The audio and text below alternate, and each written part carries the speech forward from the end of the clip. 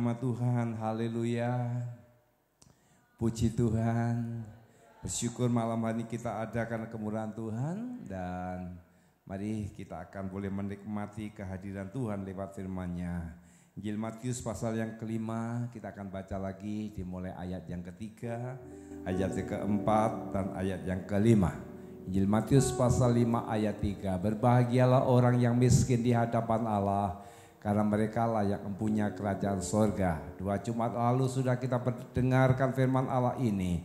Orang yang miskin di hadapan Allah berbicara tentang kerendahan hati. Orang yang rendah hati dikatakan mereka yang mempunyai kerajaan sorga. Artinya menikmati kerajaan sorga dalam hidup ini. Kemudian di ayat yang keempat dikatakan berbahagialah orang yang berduka cita, karena mereka akan dihibur. Hari Jumat yang lalu juga disampaikan berduka cita berbicara tentang yaitu menghitung hari-hari hidup ini. Ketika kita jalani hidup ini kita harus pahami ya, pahami kehidupan ini dan kita jangan sia-siakan waktu yang ada. Kalau boleh saya tambahkan, berduka cita juga berbicara tentang penyesalan akan dosa-dosa kita. Ketika kita melihat kehidupan ini, kemudian kita merasakan banyak hal yang kurang dalam hidup ini, banyak dosa kesalahan kita. Tuhan mau kita berduka cita, kita menyesal di hadapan Allah. Dan dikatakan orang yang menyesali, dia akan dihiburkan. Dan hal-hal inilah yang harus terjadi dalam kehidupan kita. Dan malam hari ini kita lanjut di ayat yang kelima. Mari kita akan baca sama-sama. Ayat yang kelima, 2, 3.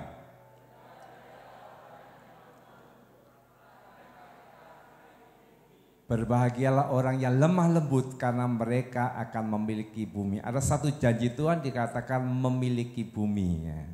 Saudara tinggal di bumi, betul ya. Gimana rasanya kalau bumi ini menjadi milik saudara? Artinya kita bisa seenak sendiri karena ini kita memiliki bumi. Memiliki bumi ini berbicara tentang bagaimana kesejahteraan pemeliharaan Allah di dalam dunia ini. Ketika kita masih tinggal di bumi ini, kita mengalami pemeliharaan Allah. Kita mengalami kesejahteraan Allah, artinya kita menikmati apa yang Tuhan janjikan dalam kehidupan ini.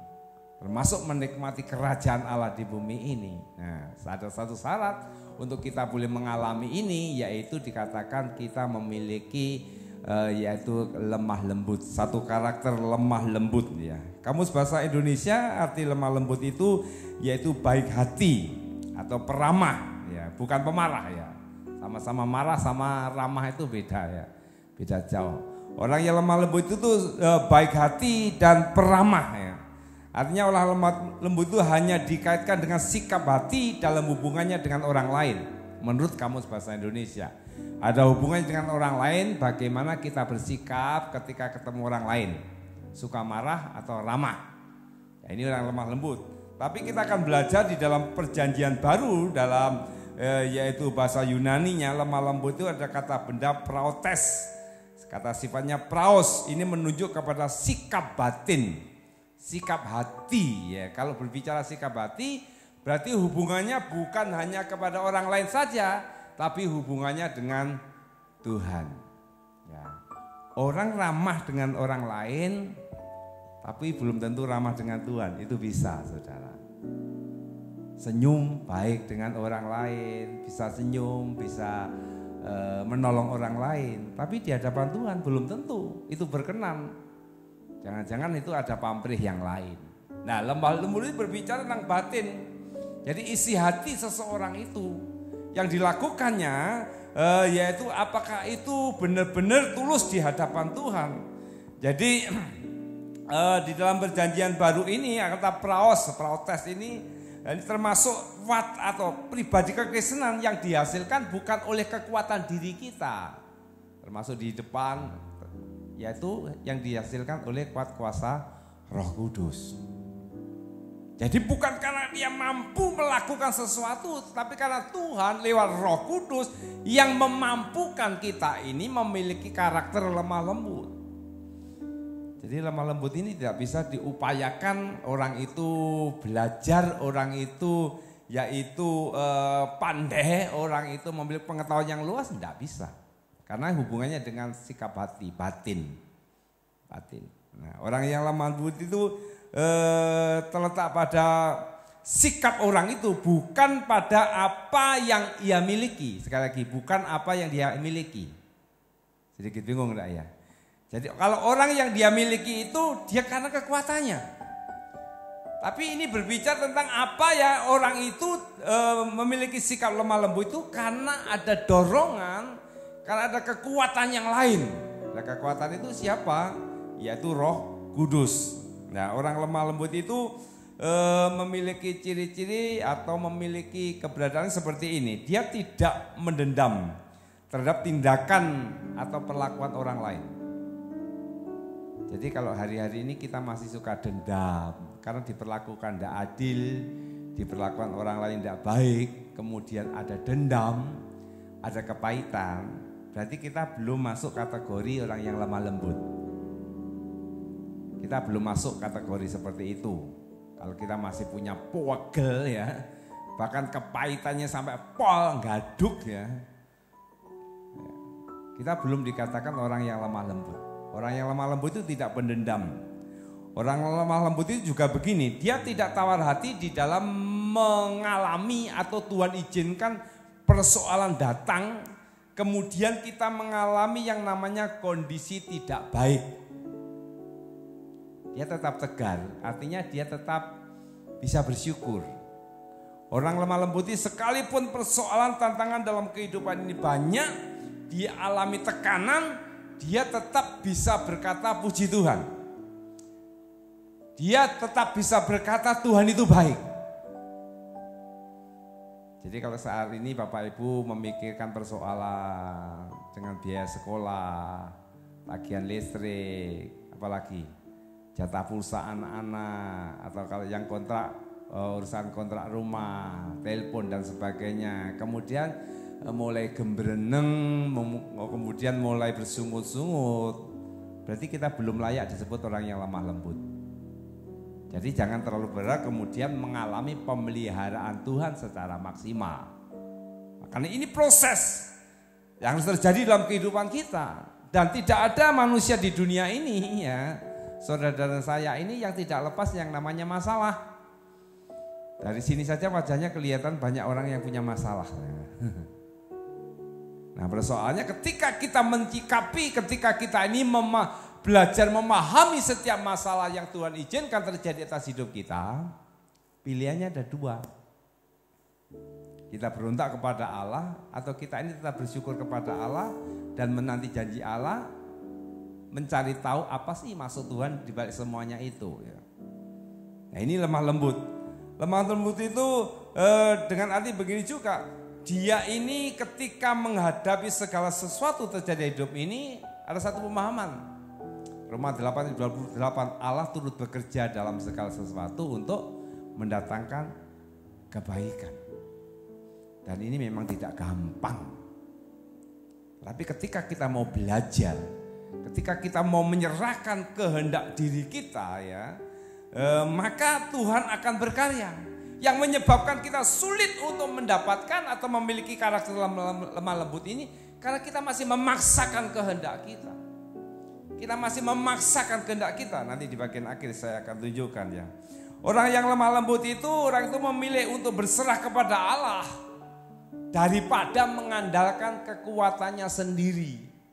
Bukan berarti tanpa usaha, enggak, tetap usaha. Usaha. Tetapi setiap apa yang dia usahakan itu selalu ditutup dengan yang namanya kehendak Tuhan. Dia punya pikiran, punya kehendak, tapi kehendaknya itu ditundukkan dengan kehendak Allah. Makanya orang yang pada posisi ini tidak akan pernah kecewa. Tidak tawar hati, tidak kecewa, sehingga tidak bersungut-sungut. Karena apa? Dia menyadari seperti Tuhan Yesus berdoa itu, ya Bapa kalau boleh cawan ini berlalu. Kemudian ditutup, tapi bukan kehendakku, kehendakmu yang jadi. Ketika Maria diberitakan engkau akan mengandung, ya belum menikah ngandung ya. Kalau dia memaksakan kehendaknya, oh enggak bisa, saya masih perawan ting-ting ya. Tapi dia berkata, aku ini hamba, jadilah menurut kehendakmu. Ini karakter lemah lembut seperti ini ya. Sulit apa enggak saudara? Sulit saudara. Sementara kita masih memaksakan kehendak, apalagi kita mulai hitung-hitungan dengan Tuhan. Tuhan, aku ini sudah setia loh Tuhan. Aku ini sudah rajin ke gereja, aku ini persembahan tidak pernah telat, aku ini perpuluhan tidak pernah juga utang. Aku aktif di semua wadah, ini luar biasa saudara. Aku dikatakan pendoa. Ya. Tapi ketika ada persoalan datang kemudian mulai ngomel di hadapan Tuhan. Ya sedih boleh ya saudara ya. Masalah datang sedih boleh. Tapi jangan kemudian kita nih akhirnya dikuasai dengan keadaan ini sehingga sulit kita untuk bersyukur saudara. Orang yang lemah lembut itu juga begini. Orang itu tidak menyalahgunakan kekuasaannya untuk menekan orang lain. Boleh katakan orang itu tidak sombong. Karena orang yang sombong itu dia menganggap orang yang di bawahnya itu dia lebih rendah. Sebaliknya juga orang yang lemah lembut itu bukan orang yang minder. Ketika melihat orang yang di atasnya kemudian merasa dirinya rendah, merasa ya itu apa ya, ketika ketemu orang itu kemudian munduk-munduk saudara, enggak seperti itu. Ya, jadi tidak sombong, ketika ketemu dengan orang yang lebih rendah dia tidak sombong. Ketika ketemu dengan orang yang lebih tinggi, merasa lebih mampu, lebih apa segalanya, dia tidak minder. Ini lemah lembut saudara, ini protes, raos, saya kata dari bahasa Yunani itu ya. Jadi orang yang lemah lembut tadi saya katakan punya kehendak tapi dikendalikan. Jadi orang lemah lembut itu dia itu orang itu sebenarnya kuat untuk mengendalikan kekuatannya. Kuat mengendalikan kekuatannya. Kalau begitu orang lemah lembut itu tuh bisa marah apa enggak? Bisa. Tapi marah pada waktu yang tepat. Dan tidak marah pada waktu yang tidak tepat. Ya, Tuhan Yesus kan pernah marah. Tapi marah pada waktu yang tepat. Ya, ketika di situ bait Allah dipakai untuk jual beli ya. Sebetulnya disoroti bukan masalah jual belinya. Tapi cara-cara jual beli di bait Allah itu yang tidak benar saudara. Jadi kalau orang membawa kambing domba dari rumah ya, diteliti oleh yaitu penjaga bait Allah itu, walaupun ya kelihatannya itu baik, dicari salahnya. Karena apa? Membawa dari rumah. Tapi kalau belinya di bait suci, di pelataran bait suci, masih sedikit gudikan saudara, diluluskan saudara. Nah ini kan seakar PDW. Ini yang membuat Yesus marah. Sehingga diobrak-abrik lah tempat jual beli di bait Allah itu saudara. Bisa marah, tapi marah pada waktu yang tepat. Dan tidak akan pernah marah di waktu situasi yang tidak tepat. Ya coba toleh kanan kiri, ini yang di sebelahmu ini yang suka marah-marah atau suka ramah-ramah saudara. Puji nama Tuhan. Dia orang yang lemah lembut itu juga dia punya kesediaan yang tulus untuk menantikan pertolongan Tuhan. Ketika persoalan datang, ketika yaitu kesulitan datang, dia tetap jalani kehidupannya, lakukan bagiannya sambil menanti pertolongan Tuhan. Dan tidak pernah ngungkit-ngungkit seperti tadi saya katakan, loh Tuhan, aku ini sudah lakukan ini loh. Mestinya aku kan layak mendapatkan ini. Masa masalah datang terus Tuhan. Tuhan, aku ini aktif pelayanan lah Tuhan. Jadi bukan seperti itu, bukan hitung-hitungan dengan Tuhan.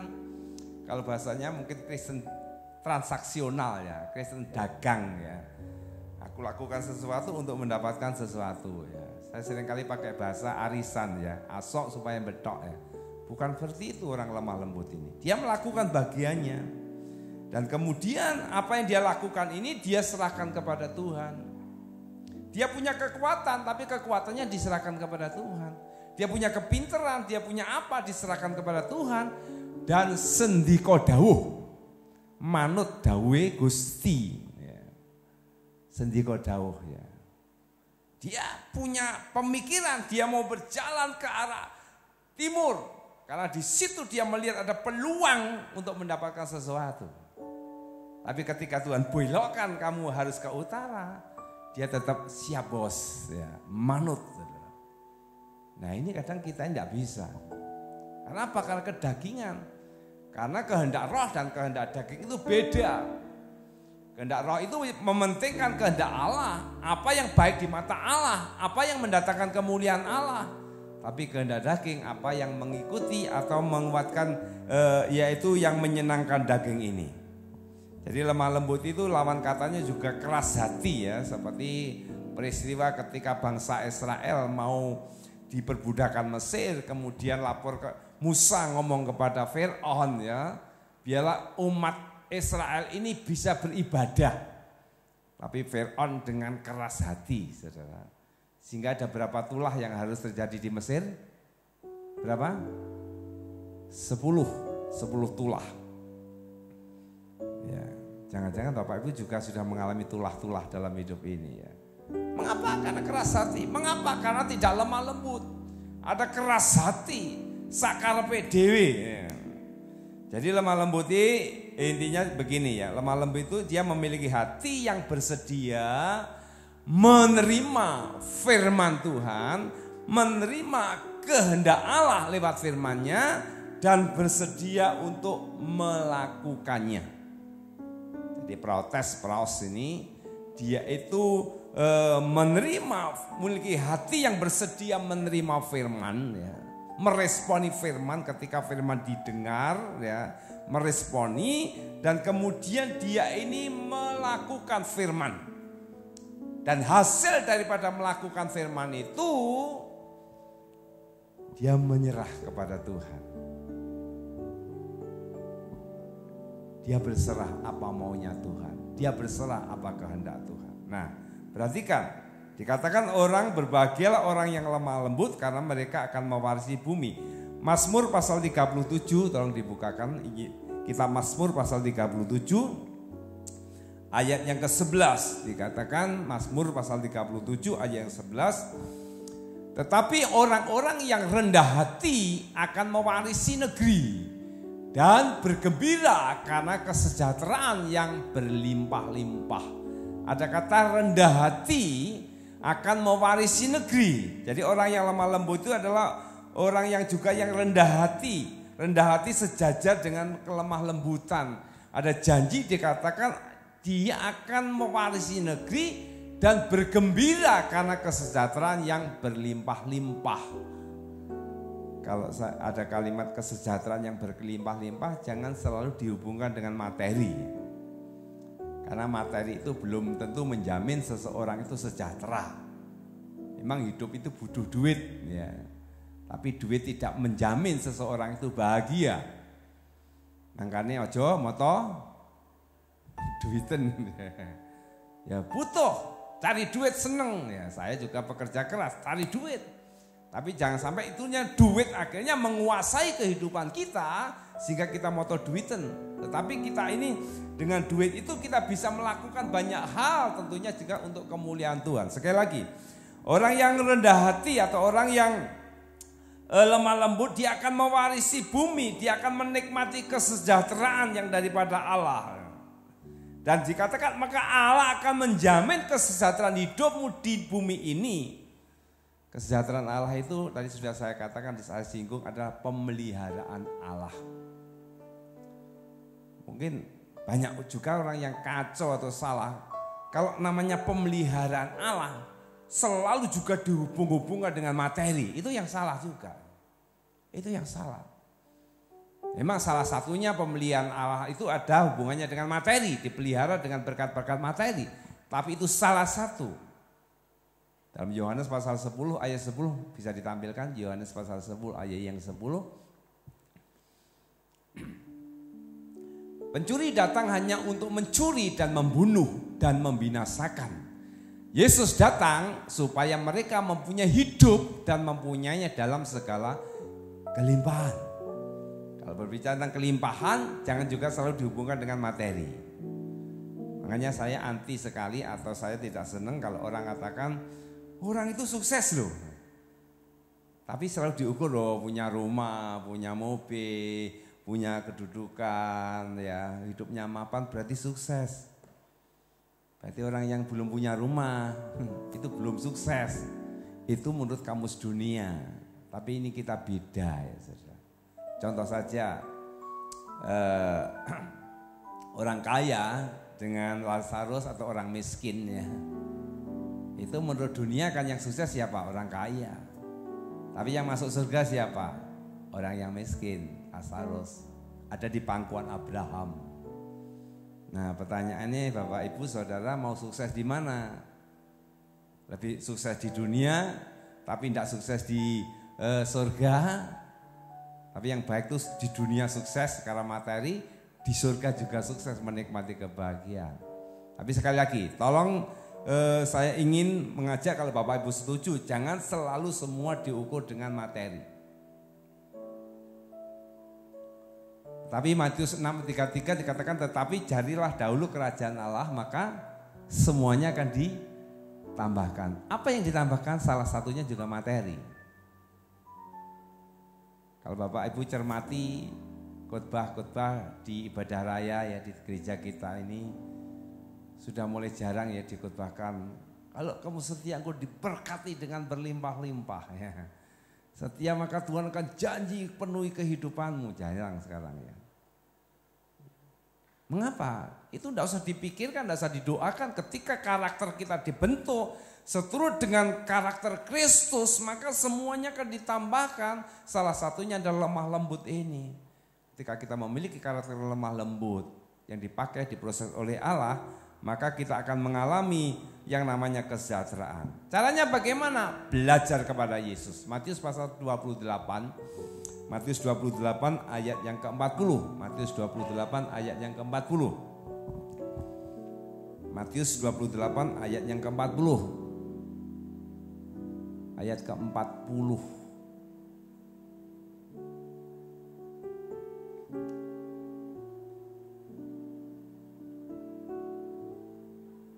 Ya, pikulah kuk yang kupasang dan belajarlah padaku karena aku lemah lembut dan rendah hati dan jiwamu akan mendapat ketenangan. Oh sorry kok 40:29 ya. Pikulah kuk yang kupasang, belajarlah kepadaku. Belajarlah kepada siapa? Kepada Yesus. Yesus katakan akulah lemah lembut dan rendah hati, dan ketika engkau belajar pikul kuk bersama Yesus, maka engkau akan mendapat ketenangan atau kesejahteraan di bumi ini. Pikulku itu kita seperti pasangan dulu ya. Sapi yang dipasangkan ya, 2 sapi dipasangkan, kasih pasangan ngeluku di sawah ya. Biasanya petani yang bijak itu pasangannya satu sapi senior, satunya sapi junior. Supaya apa? Yang junior belajar dengan yang senior ini. Yang junior tidak bisa sakarepe dhewe. Demikian juga ketika hidup kita dipasangkan dengan Yesus, kita berjalan mengikuti Yesus, kita mau jalan sendiri tidak bisa. Mungkin bisa diperhatikan Mas Tinus bisa maju ke depannya. Jadi pasangan seperti ini nih, dipasangkan seperti ini. Dulu pernah ya dipasang rangkul saya. Dipasangkan gini. Jadi Mas Tinus ini tidak bisa berjalan sendiri. Harus ngikuti saya karena saya lebih senior. Contohnya seperti ini. Saya gambaran Yesus yang lebih kuat, lebih senior. Jadi berjalan tidak bisa. Coba ke sana. Tidak bisa saudara. Ngikuti kehendak Tuhan. Dan kadang-kadang jalannya Tuhan itu juga beda. Kadang-kadang jalan moro-moro juga mandek saudara. Ya. Moro-moro juga ngewepot saudara. Karena jalan Tuhan aneh-aneh. Terima kasih. Jadi tidak boleh sakarepe dhewe. Orang yang lemah lembut tidak boleh sakarepe dhewe ya. Bisa ngomong sebelahmu, ojo sakarepe dhewe gitu ya. Ngikut apanya katanya Tuhan. Lewat apa? Diselaraskan dengan firman. Dan hidup ini ada kesempatan. Kemarin hari Minggu ya, cuma yang lalu Bu Priskila, kesempatan. Hidup ini kesempatan. Gunakan kesempatan, jangan sia-siakan hidup ini. Ya.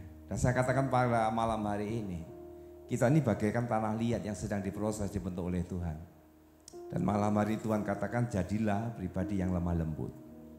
Caranya bagaimana? Dengar firman, ya, responi firman, lakukan. Baik itu keadaanmu lagi baik atau keadaanmu lagi tidak baik. Responi firman. Ketika engkau sedang ada masalah ataupun ketika engkau tidak ada masalah sekalipun, responi firman.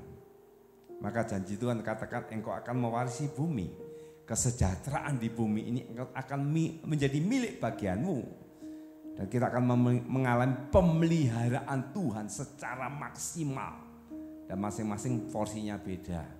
Tapi ketika kita jalani kehidupan ini, kita bisa berkata dalam hidup ini, puji Tuhan. Ya. Puji Tuhan. Dan kita boleh mengalami bagaimana sukacita terus mengalir dalam kehidupan kita. Dan tidak bisa digantikan dengan yang lain. Puji nama Tuhan, Tuhan memberkati. Mari kita berlutut, kita datang kepada Tuhan. Kita katakan kepada Tuhan, bagaikan bejana siap dibentuk. Aku rindu Tuhan malam hari ini juga. Hidup kami boleh Engkau bentuk, Engkau proses seturut dengan janji firman-Mu. Supaya karakter lemah lembut itu ada pada kami dan kami boleh menikmati kebahagiaan dalam hidup ini Tuhan. Terima kasih buat firman-Mu malam hari ini. Ampuni kami mungkin selama ini kami keras hati. Ampuni kami mungkin selama ini kami hanya mementingkan diri kami sendiri. Kami memaksakan kehendak kami.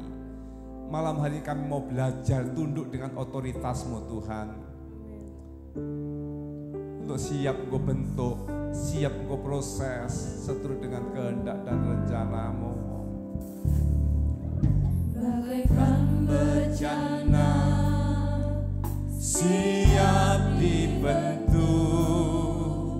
demikian hidupku di tangan-Mu.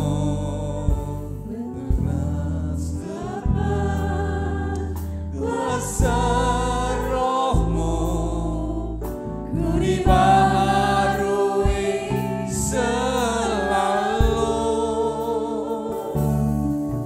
Jadikan ku Allah dalam rumah-Mu, inilah hidupku di tangan-Mu.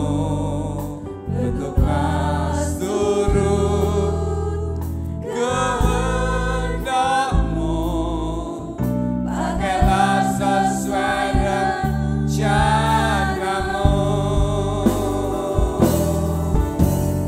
Ku mau seperti-Mu Yesus,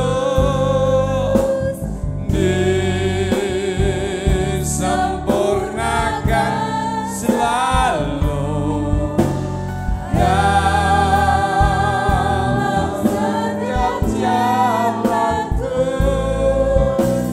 memuliakan nama-Mu. Saudara, apa yang sedang kau alami hari-hari ini? Adakah engkau sudah merasakan bagaimana pemeliharaan Tuhan itu semakin nyata dalam hidupmu? Atau engkau hari-hari mengalami yang namanya jatuh bangun dalam persoalan kehidupan ini?